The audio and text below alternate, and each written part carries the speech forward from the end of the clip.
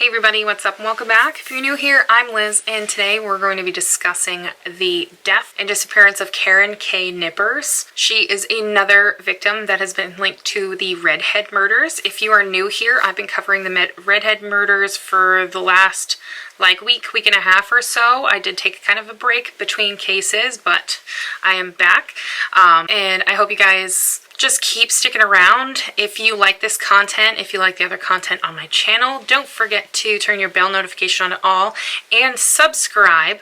Obviously, you should subscribe before you turn your bell notification on to all, but it's fine. But let's get into today's true crime case.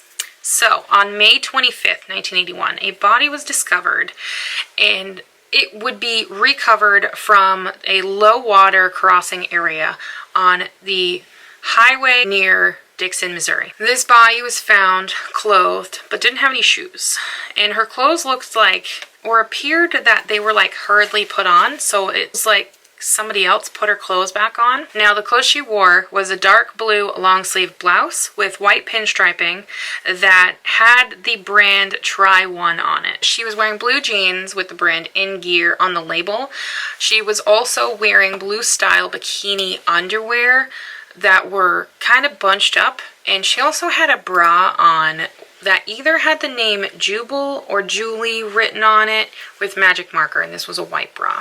Her body suffered significant trauma to her face. Significant trauma. Like, somebody beat her to the point where they didn't want her to be identified. Her face was very swollen. She also had mild trauma to her vaginal walls as well. Now, her body has been linked to the RedHead Murders, even though she had black hair, and the reason she was tied to the RedHead Murders is because the MO is very similar, or the modus operandi, if you don't know what MO is.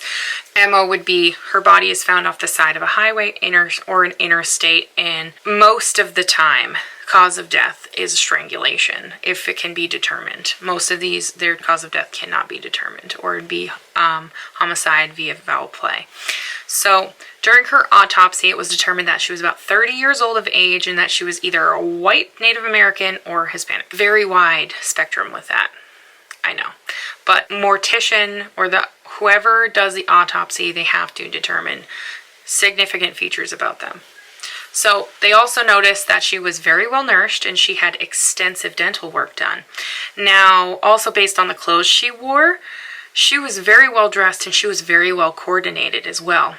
Her face could be somewhat recognizable, but the significant trauma caused a lot of swelling to her face. So they had a hard time trying to definitively say exactly who this was. Also, what's good to know is that she also has a slightly dark complexion with hazel or brown eyes, so she is one of the very few victims we have tied to the RedHead Murders where we could tell what her eye color was.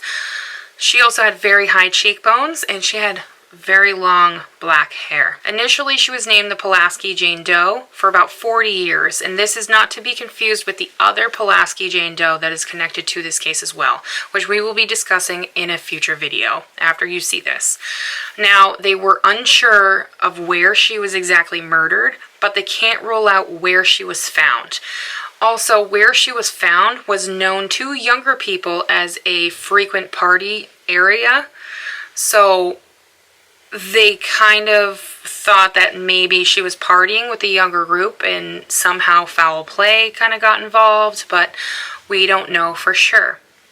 They also would go on to do isotope testing on her, and it revealed that she did not live in Missouri for very long.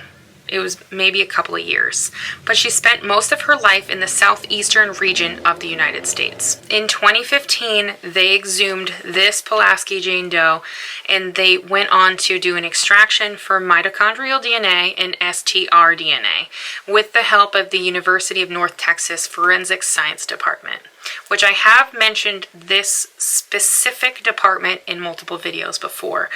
They have done so much with helping break down and make these profiles of STR DNA and mitochondrial DNA that has helped, just like Othram, who uses these genomes that they end up sequencing to figure out who these people are. What they did was her profile they built, they added it to CODIS, and then they put it on the FBI national database as well. The DNA Doe Project did tentatively ID her in December 2019 as Karen Kaye Knippers.